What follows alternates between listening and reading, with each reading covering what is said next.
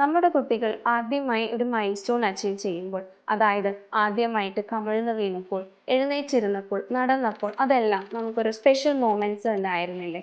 So കുട്ടികൾ ഈ developmental മൈൽസ്റ്റോൺസ് എന്തെങ്കിലും മിസ് ചെയ്തിട്ടുണ്ടെങ്കിൽ അല്ലെങ്കിൽ സ്കിപ്പ് ചെയ്തിട്ടുണ്ടെങ്കിൽ അത് അവരുടെ ഡെവലപ്മെന്റ്സിനെ ബാധിക്കുന്നുണ്ടോ?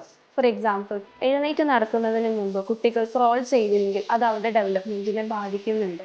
സോ ഇന്നത്തെ വീഡിയോയിൽ നമുക്ക് ക്രോളിങ്ങിന്റെ ഇമ്പോർട്ടൻസ് എന്താണെന്ന് നോക്കാം. ഞാൻ അനഘ പിഷാരടി, പ്രയത്നയിൽ ഒക്യുപേഷണൽ തെറപ്പിസ്റ്റ് ആയിട്ട് വർക്ക് ചെയ്യുന്നു. കുട്ടികൾ പൊതുവെ മുട്ടിലെഴയാൻ പഠിക്കുന്നത് 9 മാസം പ്രായത്തിലാണ്. മുട്ടിലെഴയുന്നതിലൂടെ കുട്ടികളുടെ ഷോൾഡേഴ്സിൻ്റെയും കൈയിൻ്റെയും സ്റ്റെബിലിറ്റിയും സ്ട്രെങ്ത്തും കൂടും.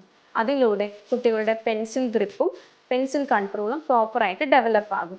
ഇതല്ലാതെ കുട്ടികളുടെ feeding skills, dressing skills, ball catching, ball throwing സ്കിൽസും ഡെവലപ്പ് ആകുന്നുണ്ട്. ക്രോളിങ്ങിലൂടെയാണ് കുട്ടികൾ ആദ്യമായിട്ട് വീട്ടിൽ ഒരു സ്ഥലത്ത് നിന്ന് വേറൊരു സ്ഥലത്തേക്ക് ഇൻഡിപെൻഡൻ്റ് ആയിട്ട് മൂവ് ചെയ്യാൻ പഠിക്കുന്നത്. അതിലൂടെ അവരുടെ ക്യൂരിയോസിറ്റിയും എക്സ്പ്ലോറേഷൻ സ്കിൽസുമാണ് ഇംപ്രൂവ് ആകുന്നത്. അതുപോലെ തന്നെ ക്രോളിങ്ങിൽ കുട്ടികൾ കൈയും കാലും മാറി മാറി വയ്ക്കുന്നതിലൂടെ കുട്ടികളുടെ കോർഡിനേഷൻ സ്കിൽസ് ഇംപ്രൂവ് ആകും.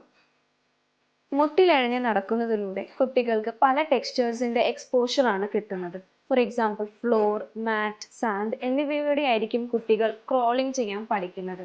സോ അതിലൂടെ കുട്ടികൾക്ക് കൂടുതൽ സെൻസറി ഇൻപുട്സും കിട്ടും.